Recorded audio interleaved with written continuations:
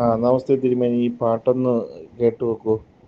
ഞാൻ ലാലുത്സവം കരിക്കുട്ടി സ്വാമിക്ക് ചെയ്തു തരണമെന്ന് എനിക്ക് വളരെ കാലം കൊണ്ട് എൻ്റെ ആഗ്രഹമായിരുന്നു.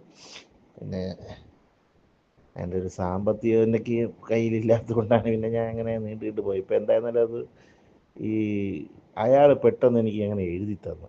ഞാനിങ്ങനെ കരിങ്കുട്ടി സ്വാമിയേ, കരിങ്കുട്ടി സ്വാമിയേ, ദുരിതങ്ങൾ തീർക്കുന്ന വിഷ്ണുമായ സ്വാമിയേ, ലാലൂർ ദേവസ്ഥാനെ വിളങ്ങുന്ന സ്വാമിയേ, ലാലൂർ ദേവസ്ഥാനെ വിളങ്ങുന്ന സ്വാമിയേ, ആശ്രിത രക്ഷകനെ പാലയമാം, ആശ്രിത രക്ഷകനെ പാലയമാം.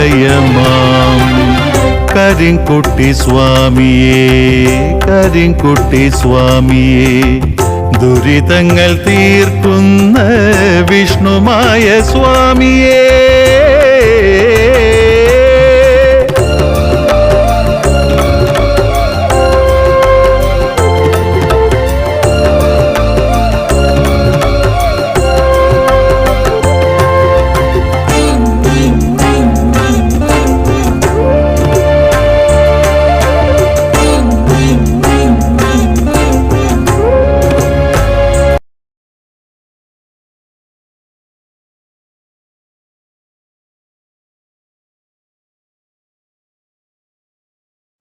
നമസ്തേ തിരുമേനി. ഈ പാട്ടൊന്ന് കേട്ടു നോക്കൂ.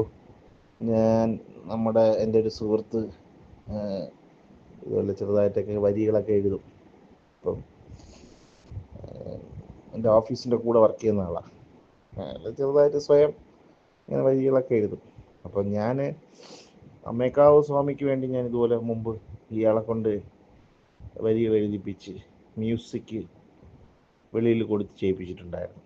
അങ്ങനെ ഞാൻ അവിടെ കൊടുത്തിട്ടുണ്ടായിരുന്നു. അപ്പോൾ എനിക്ക് അതുപോലെ നമ്മുടെ ലാലുത്സവം കരിക്കുട്ടി സ്വാമിക്ക് ചെയ്തു തരണമെന്ന് എനിക്ക് വളരെ കാലം കൊണ്ട് എൻ്റെ ആഗ്രഹമായിരുന്നു. പിന്നെ എൻ്റെ ഒരു സാമ്പത്തികം എനിക്ക് കയ്യിലില്ലാത്തത് കൊണ്ടാണ് പിന്നെ ഞാൻ അങ്ങനെ നീണ്ടിട്ട് പോയി. ഇപ്പം എന്തായിരുന്നാലും അത് ഈ അയാൾ പെട്ടെന്ന് എനിക്ക് അങ്ങനെ എഴുതി തന്നു. ഞാനിങ്ങനെ മുമ്പ് പറഞ്ഞിരുന്നു. ഇപ്പം അയാൾ പെട്ടെന്ന് ചടയെന്ന് എഴുതി തന്നു. അപ്പോൾ എഴുതി തന്നിട്ട് പുള്ളിക്ക് സ്ഥിരം ഇങ്ങനെ പരിചയമുള്ള മ്യൂസിക് ഇതുണ്ട്, സ്റ്റുഡിയോ ഉണ്ട്. അങ്ങനെ സ്റ്റുഡിയോയിൽ പുള്ളി തന്നെ ഇട്ടത് ചെയ്ത് ഇന്ന് തന്നെ വൈകുന്നേരം അത് റെക്കോർഡ് ചെയ്ത് എന്നെ കേൾപ്പിച്ച് എനിക്ക് ഇഷ്ടപ്പെട്ടു. അങ്ങനെ പുള്ളി അത് എനിക്ക് ഇപ്പോൾ എനിക്ക് അയച്ചു തന്നു. അപ്പം ഞാനത് തിരുമേനിക്ക് അങ്ങോട്ട് അയച്ചു തന്നൊക്കെയാണ്. അത് കേട്ടു നോക്കണം.